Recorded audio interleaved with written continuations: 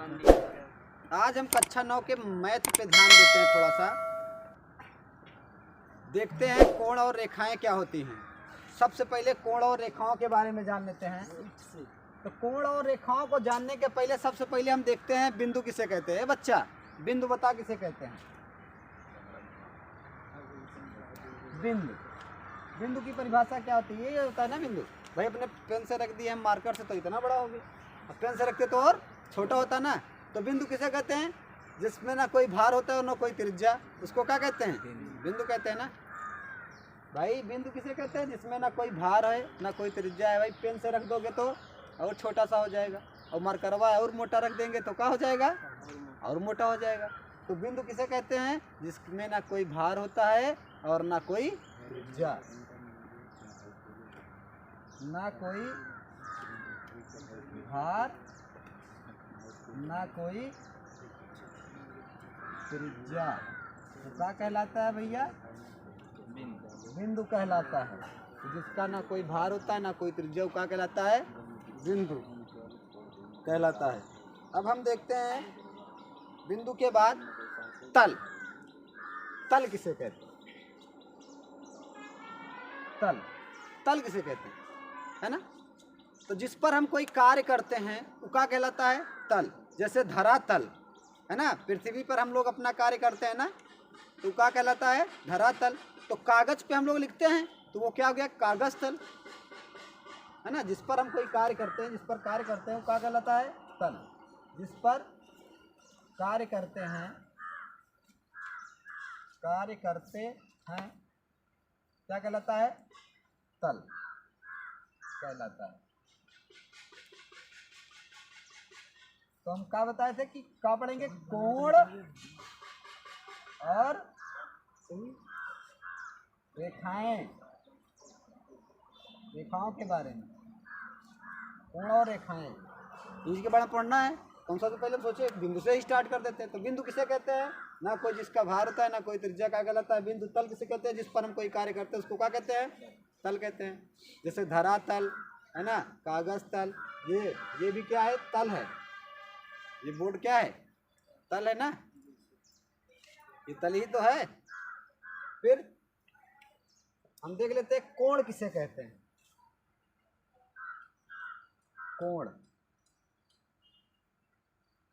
Angle, कोण।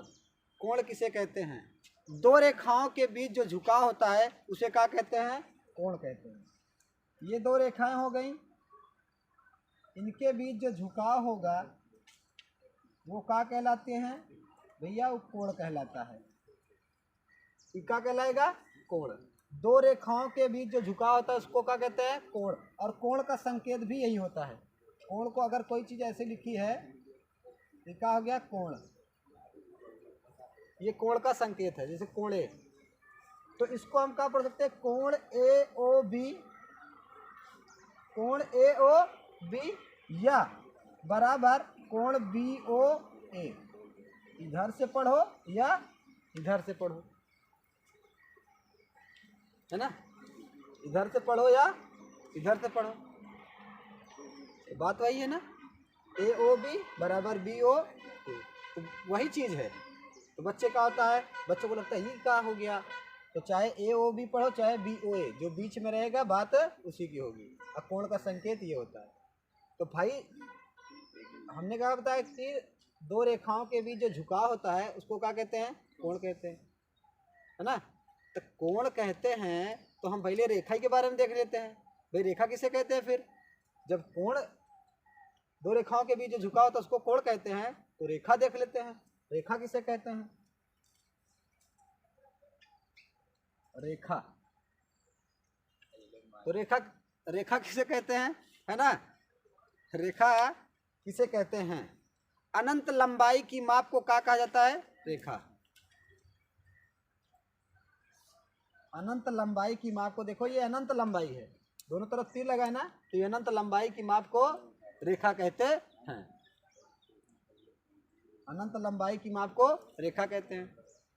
अब हम रेखा देख लिए ना, तो रेखा किरण और रेखा खंड भी देख लेते हैं। ये बिंदु हो गया भैया। अब हम क्या देख लेते हैं? किरण। किरण किसे कहते हैं? जो एक ही तरफ चलती है क्या कहलाती है? किरण। जिसका कोई उद्गम स्थान हो, जैसे ये क्या हो जाएगी? किरण। देखो एक ही तरफ चल रही है तो क्या कहलाएगी? किरण। जैसे सूर्य से आने वाली किरणें, तो इसका कोई उद्गम स्थान होगा, कोई उद्गम स्थान होगा। जैसे प्रकाश आ रहा है ना, तो सूर्य इसका क्या है? एक उद्गम स्थान है। तो सूर्य से प्रकाश की किरणें आ रही है ना, तो उसका एक उद्गम स्थान है। तो ये क्या हो गया? किरण। रेखाखंड किसे कहते हैं? रेखाखंड। रेखाखंड। रेखाखंड किसे कहते हैं? एक निश्चित लंबाई की माप को क्या कहा जाता है? रेखाखंड। एक निश्चित लंबाई की माप को क्या कहा जाता है भैया? रेखाखंड। ये देखो यहाँ से यहाँ तक, ये क्या हो गई? रेखाखंड। एक निश्चित लंबाई की माप को क्या कहा जाता है? रेखाखंड कहा जाता है। और किरण किसे कहते हैं? जिसका उद्गम स्थान पता हो। रेखा किसे कहते हैं? अनंत लंबाई की माप को क्या कहा जाता है? रेखा कहा जाता है। अब कोण किसे कहते हैं? दो रेखाओं के बीच जो झुकाव होता है उसे क्या कहते हैं? कोण कहते हैं। या दो भुजाओं के बीच जो झुकाव होता है उसको क्या कहते हैं? कोण। या दो रेखा खंडों के बीच जो झुकाव होता है उसको क्या कहते हैं? कोण कहते हैं। अब हम कोण के बारे में जान लेते हैं, कुछ कोण के बारे में जान लेते हैं। भाई रेखा खंड हो गया, रेखा हो गया, तो कोण के बारे में जान लेते हैं। तो कोण बताए आपको, क्या बताए? कि दो रेखाओं के बीच जो झुकाव होता है उसको क्या कहते हैं? कोण कहते हैं। चाहे ए ओ बी लिखो या चाहे बी ओ ए लिखो, बात वही है। अगर ये थीटा है, इसके बराबर क्या लिख देंगे? थीटा को। तो थीटा कहते हैं, क्या कहते हैं? थीटा। इसको थीटा कहते हैं। अब हम कोण के प्रकार देखते हैं। क्या देखते हैं? कोण के प्रकार। कोण के प्रकार देख लेते हैं। कोण कितने प्रकार का होता है? सर्वप्रथम देख लेते हैं न्यून कोण किसे कहते हैं? न्यून कोण। न्यून कोण किसे कहते हैं? ऐसा कोण जिसका मान 0 से अधिक और 90 से कम होता है न्यून कोण कहलाता है। क्या? 0 से अधिक और 90 से कम होता है, कैसा कोण कहलाएगा? न्यून कोण। ये हो गया ना? ऐसा कोण जिसका मान 0 से अधिक और 90 से कम होता है उसको क्या कहते हैं? न्यून कोण कहते हैं। न्यून कोण के बाद हम देखते हैं समकोण। कौन सा कोण? समकोण। Right angle. समकोण किसे कहते हैं? ऐसा कोण जिसका मान 90 अंश होता है। क्या होता है? पूरा पूरा 90 अंश, तो क्या कहलाएगा? समकोण। ऐसा कोण जिसका पूरा पूरा मान कितना होता है? 90 अंश, क्या कहलाता है? समकोण। और अधिक कोण, अधिक कोण देख लेते हैं। ऐसा कोण जिसका मान 90 से अधिक और 180 से कम होता है। 90 से अधिक और 180 से कम होता है, क्या कहलाता है? अधिक कोण। देखो 90 से अधिक है और 180 से कम, तो क्या कहलाया? अधिक कोण। फिर एक होता है, अगला हम देख लेते हैं ऋजु रेखीय कोण। कौन सा कोण? ऋजु रेखीय कोण। ऐसा कोण जिसका मान 180 अंश होता है ऋजु रेखीय कोण कहलाता है। ऐसा कोण जिसका मान क्या होता है? 180 अंश, वो क्या कहलाता है? ऋजु रेखीय कोण। और एक सरल रेखा पर, ये जैसे रेखा है ना, एक सरल रेखा पर एक तरफ ये वाला कोण 180 अंश का ही बनता है। सरल रेखा पर मतलब ये एक रेखाखंड है या रेखा है, तो उस पर एक जो कोण बनता है पूरा 180 अंश बनता है। ये बहुत काम का है, इस पर बहुत से क्वेश्चन बनते हैं। तो एक सरल रेखा पर या ऋजु रेखा पर कौन सा कोण बनता है? 180 अंश एक तरफ, 180 अंश ये, 180 अंश इधर का। कितना हो जाएगा 360 हो जाएगा कुल मिलाकर। तो रुजुरेखी कोण जिसका मान कितना होता है 180 अंश, उसको क्या कहते हैं रुजुरेखी कोण। और हमने कहा बताया एक सरल रेखा पर कितना कोण बनता है 180 अंश का कोण बनता है। अब हम देख लेते हैं बृहद कोण, ये वाला मिटा देते हैं भैया। बृहद कोण, बृहद कोण ऐसा कोण जिसका मान 180 से अधिक और 360 से कम होता है क्या कहलाता है बृहद कोण। ऐसा कोण जिसका मान 180 से अधिक और 360 से कम होता है क्या कहलाता है बृहद कोण। छठा नंबर देख लेते हैं हम संपूर्ण कोण। ऐसा कोण संपूर्ण कोण, संपूर्ण कोण क्या हो जाएगा ऐसा कोण जिसका मान 360 होता है क्या कहलाता है संपूर्ण कोण। बृहद कोण में 180 और 360 के बीच का क्या मतलब होता है ये भी तो होना चाहिए भाई। 180 और 360 के बीच में बंदे को कुछ मालूम ही नहीं है, वो तो उसको पता समझ में नहीं आ रहा है, कक्षा 9 का स्टूडेंट है। 180 और 360 के बीच में जैसे आप ले लीजिए 270 240 ये सब क्या है, ये सब बृहद कोण है। रुजुरेखी कोण 180 अंश का होगा, संपूर्ण कोण 360 अंश का होगा। और इसके पहले क्या बताए थे अधिक कोण ना, उसको भी उदाहरण बता देते हैं। न्यून कोण बताए थे ना, न्यून कोण भी देख लेते हैं। न्यून कोण का उदाहरण, न्यून कोण का उदाहरण देख लेते हैं। हमने बताया था 0 से 90 के बीच में हो, जैसे 45 60 75, मतलब जब तक 90 नहीं होगा तब तक सब सारे क्या हो गए सब न्यून कोण। ये एग्जाम्पल है आपका। फिर हमने क्या बताया था अधिक कोण 90 से 180 के बीच में बताया था ना हमने, तो क्या हो जाएगा 120 लिख देते हैं, 130 150 ये सब क्या हो जाएंगे अधिक कोण। तो ये होता है बृहद कोण, संपूर्ण कोण, न्यून कोण, अधिक कोण, सम कोण। तो ये इतने कोण होते हैं। और दो विशेष प्रकार के कोण होते हैं उसको भी देख लेते हैं। दो विशेष प्रकार के कौन से कोण होते हैं उसको भी देख लेते हैं, इसको मिट देते हैं।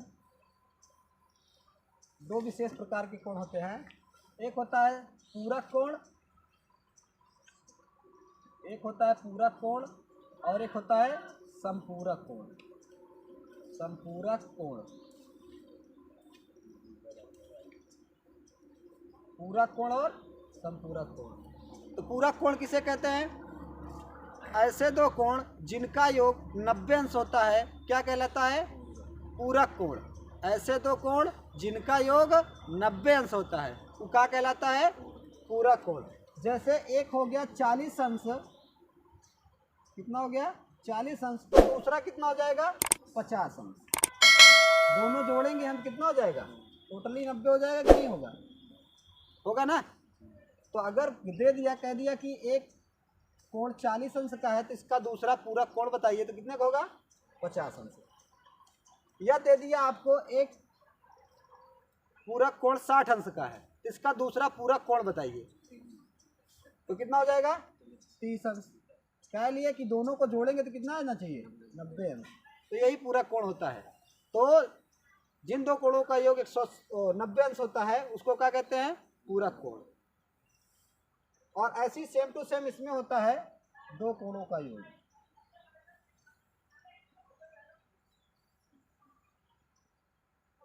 नब्बे अंश। और जिन दो कोणों का योग 180 अंश होता है, योग कितना हो 180 अंश, तो क्या कहलाता है भैया संपूरक कोण। जैसे दे दिया अगर कह दिया 120 अंश का है तो दूसरा कितना होगा 60 अंश का होगा, दूसरा 60 अंश का होगा, क्योंकि दोनों को जोड़ने पर कितना आना चाहिए 180 अंश।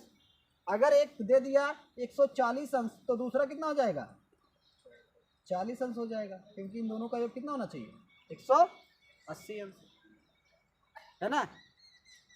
तो इस तरीके से आपको क्वेश्चन इसमें पूछेगा, इसमें क्वेश्चन पूछेगा पूरक कोण में भी और संपूरक कोण में भी। हम पूरक कोण में देख लेते हैं। क्वेश्चन पूछता है, कहेगा कि एक पूरक कोण बताओ, एक पूरक कोण x - 40 अंश का है। एक पूरा कोण x माइनस 40 अंश का है तो दूसरा, या एक पूरा कोण 40 अंश का है और दूसरा x अंश, तो x का मान बताओ, मान बताओ, बताइए। एक तो 40 अंश का है और दूसरा इसका पूरा कोण x अंश का है, तो इसका क्या कह रहा है, पूरा कोण बताओ। तो क्या हो जाएगा दूसरा पूरा कोण, 40 प्लस x बराबर क्या कर देंगे 90 अंश, तो x बराबर क्या हो जाएगा 90 और 40 इधर उठा लाएंगे तो क्या हो जाएगा माइनस 40, x बराबर कितना हो जाएगा 50 अंश आया ना। ऐसे उसका भी रहता है, संपूरक का भी ऐसे दे देता है, संपूरक का भी ऐसे ही दे देगा।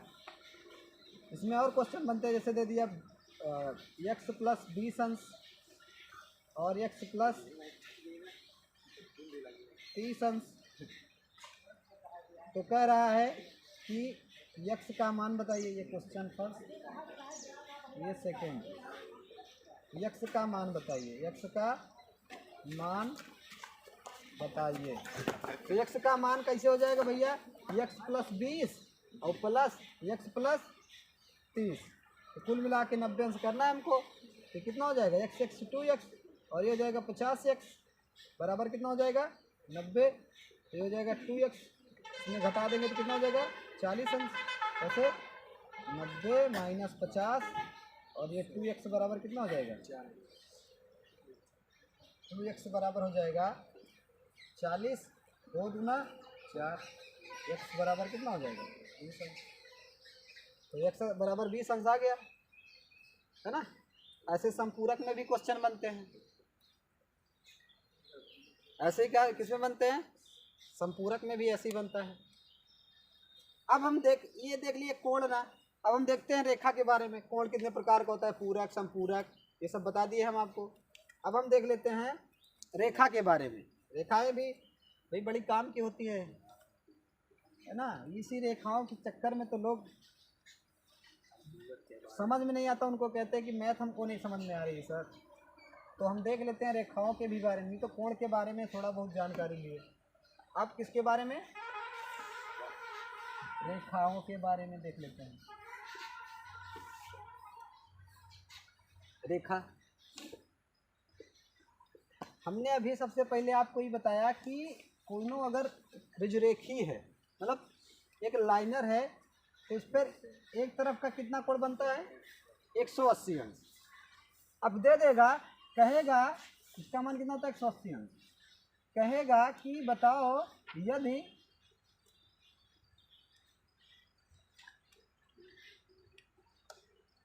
यदि ये 2x हो और ये हो जाए आपका क्वेश्चन मार्क, या मान लो इसको दे देता है 60 अंश, कितना दे देता है 60 अंश, तो x का मान बताओ, इसका x का मान बताओ, x का मान बताइए। तो हम देख लेते हैं भैया, क्या करेंगे हल में, 2x और प्लस 60 हो जाएगा बराबर क्या कर देंगे 180 अंश, किससे, ऋजुरेखीय नियम से। कौन से नियम से, ऋजुरेखीय नियम से। ऋजुरेखीय नियम पे देखा आपने, बताया ना कि एक ऋजुरेखा पे कितना अंश बनता है 180 अंश, तो 2x और 180 में हम 60 घटा देते हैं, तो कितना बन जाएगा ये 120, 2 छंग 12, x का मान कितना आ गया 60 अंश आ गया ना। ऐसे दे देगा और बढ़ा के दे देगा, कहेगा कि ये 2x हो गया, इसको हम क्वेश्चन और बढ़ा देते हैं, फिर x कर देते हैं, और ये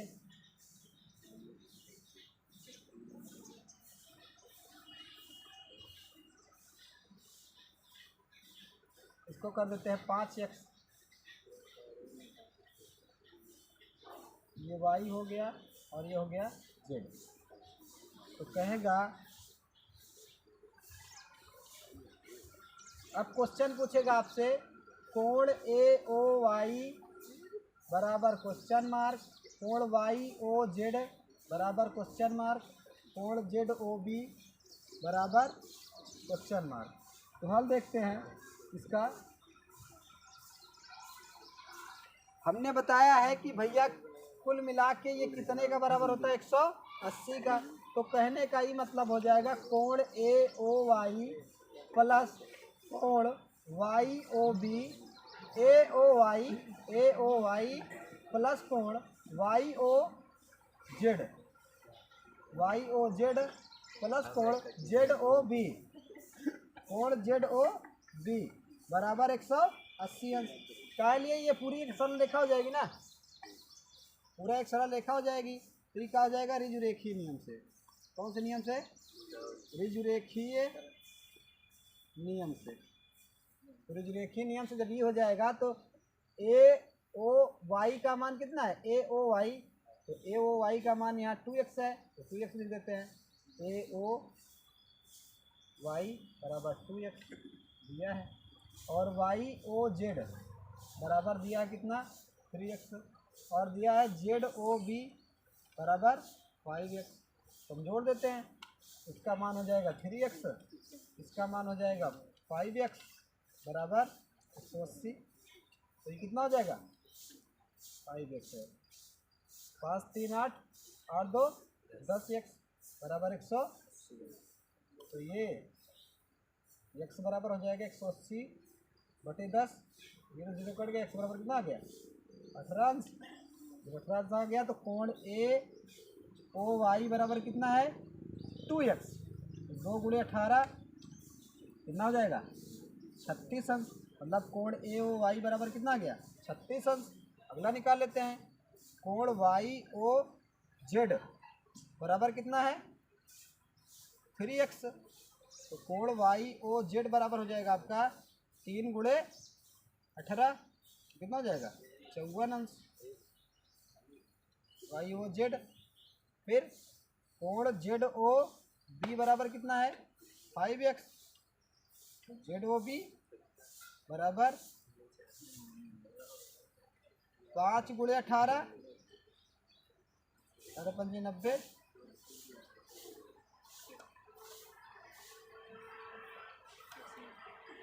आ गया ना सबका मान। तो ऐसे ही निकाला जाता है, इसमें ऐसे इसमें निकाला जाता है। इसमें और से कंडीशन बन जाती है, तो ऐसे ही सारी कंडीशन को सॉल्व किया जाता है। अब हम देख लेते हैं इसमें रेखाओं के प्रतिच्छेदन, रेखाओं का प्रतिच्छेदन देख लेते हैं। एक रेखा जब दूसरी रेखा को काटती है तो क्या होता है।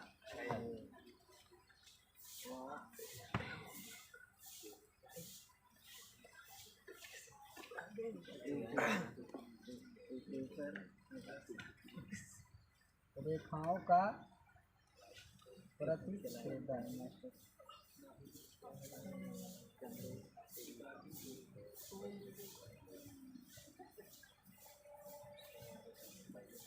रेखाओं का प्रतिच्छेदन देख लेते हैं। ये दो रेखा हो गई, मान लो ये एक दो रेखाएं हैं, एक दूसरे को क्या कर रही है, प्रतिच्छेदित कर रही है। ए बी सी डी, और ये क्या है भैया, यो है बिंदु जिस पर ये क्या कर रही है, प्रतिच्छेदित कर रही है। और हमको क्या करना है, हमको ये दिखाना है कि शीर्षाभिमुख कोण, इसको शीर्षाभिमुख कहते हैं। ये आमने सामने कोण है ना, इसके सामने कहिए, इसके सामने कहिए, शीर्षाभिमुख कोण आपस में बराबर होते हैं। ई वाला कोण ई वाले कोण के बराबर और ई वाला कोण ई वाले कोण के बराबर होगा। ई वाले और ई वाले का क्या मतलब हो जाएगा, कहने का मतलब कोण ए ओ डी बराबर हमको दिखाना है कोण सी ओ डी को, और कोण ए ओ सी बराबर कोण बी ओ डी के दिखाना है। ये सब कोण का प्रतीक है भैया। ए ओ डी बराबर सी ओ बी होना चाहिए, यहाँ पे सी ओ बी, ए ओ डी फिर सी ओ बी, फिर ए ओ सी, फिर बी ओ डी, सही है। यही सिद्ध करना है हमको।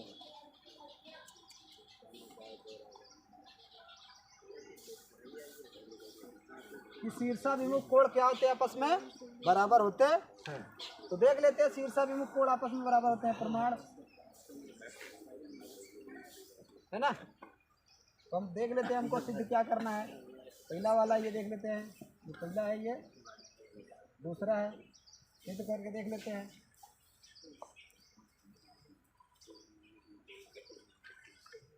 शीर्षाभिमुख कोण आपस में बराबर होते हैं।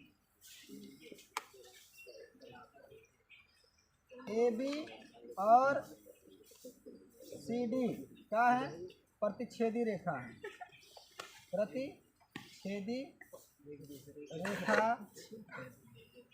रेखाएं हैं भाई। AB और CD क्या है, प्रतिच्छेदी, देखो काट रही हैं, जो ऊपर काट रही हैं। तो हम देख लेते हैं कोण AOC, कोण AOC प्लस कोण AOD बराबर 180 अंश। किससे, ऋजुरेखीय नियम से, ऋजुरेखीय नियम से, ऋजुरेखीय नियम से क्या लिए, ऋजुरेखीय नियम से अगर ये वाली हम मीट दें तो ये वाली क्या हो गई, एक सरल रेखा, और ये एक हो गई तिर्यक रेखा। तो अभी इस पे क्वेश्चन किए थे हम लोग ना, तो ऐसी इसका इतने का योग, ये इतने का योग AOC और प्लस AOD, AOC और प्लस AOD कितना हो गया, 180 ऋजुरेखीय नियम से। अब इसको फिर से ऐसे सीधा कर देते हैं, ठीक है ना भाई। E हो गया का, B हो गई। तो अब हम अगला देख लेते हैं AOD। अब हम इधर देखते हैं, ये वाली रेखा मीट देते हैं और AOC और प्लस AOC प्लस BOC देख लेते हैं। ये वाला अगर हम मीट देते हैं तो अब इस पर देखो, ये हो जाएगा कोण AOC, ये O है, AOC प्लस कोण BOC या COB, AOC और प्लस COB 180 अंश, किससे, ऋजुरेखीय नियम से। और फिर इसको ऐसे मिला देते हैं, क्या दिक्कत है, D लिख देते हैं ना।